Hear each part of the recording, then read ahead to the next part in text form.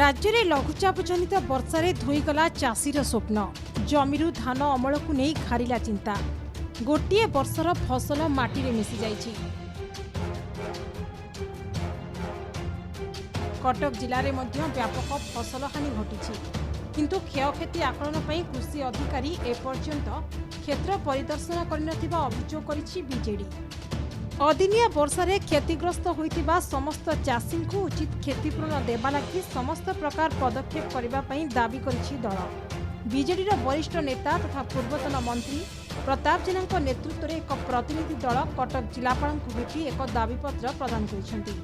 नियम मुताबक 72 घंटा मध्य क्षतिपूरण पाइबा पई बीमाभुक्त चाषी को बीमा क्लेम करबा पई व्यवस्था थिबा पड़े ए समय पर्याप्त नुहे। यह सठिक भाव क्षयक्षति आकलन कराजाऊ बोली दाबी करिछि दल।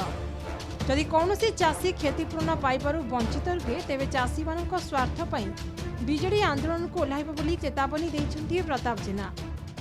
आज कटक जिला बिजु जनता दल पक्षरु अदिनिया वर्षा पई जो क्षयक्षति होइछि जो कि चाषी भाई मानक मेरुदंड भांगी जाइछि।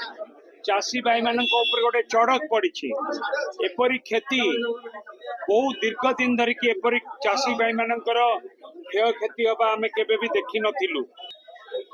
सरकारी अधिकारी माने तुरंत चाषी भाई मानक पाखरे पहुंचिकी ताकू आकलन करबा उचित। आमे दुखर सहित कहूचु एपर्यंत आकलन ठीक से ही पारिला नाही।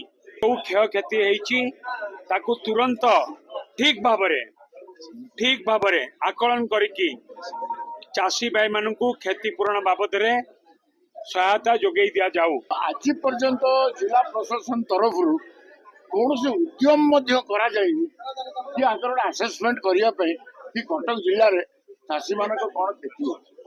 अवश्य आज कलेक्टर एश्योरेंस देले कि से टीम कले इमरजेंसी पठाउछन्ति हेल्पलाइन चाषी माने जो समय कहते 72 आवर्स भीतर अप्लाई करूँ मुझे लगुच बढ़ेबार उचित।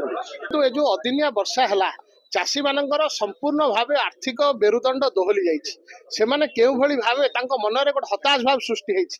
वर्तमान पर्यंत सरकार तांको पाखरे जो गोटे आश्रा गोटे सहायता पहुंचाया जो व्यवस्था करने दरकार आपको जरूरीकालीन भाव घोषणा करने दरकार से सब पदक्षेप सरकार नहीं नांती। आज कटक जिलापाल पाखरे बिजु जनता दल तरफ दाबी जना जाइछि यथा शीघ्र अदिनिया वर्षार क्षयक्षति होता चाषी मानकर सब प्रकार फसल को केउ भली भावे आकलन करी तांको सठिक भावे तांको मूल्य प्रदान करा जाई परिबो सेतपे यथाशीघ्र पदक्षेप नियंतु। सेपटे 72 घंटार अवधि केवल पंजीकरण पर धार्य होइछि। जदि एथिरे विलंब होइछि तेबे ताहाकु मध्य विचार को नियाजिबो बोली कहिसेंति कटक जिलापाल। यासह कटक जिले में क्षयक्षति आकलन करा जाउछि। ए पर्यंत प्रधानमंत्री फसल बीमा योजना रे अंतर्भुक्त थिबा प्राय 9,500 चाषी आवेदन करिसेंति। जदि केही चाषी निज आवेदन न करि पारुछंती तेबे कृषि अधिकारी सेमानंकु सहाय्य करिवे बोली जिलापाल कहिसेंति।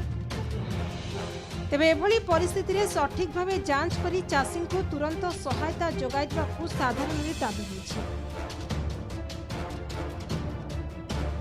कटकरू चित्तरंजन सामंतरायଙ୍କ रिपोर्ट नक्षत्र न्यूज।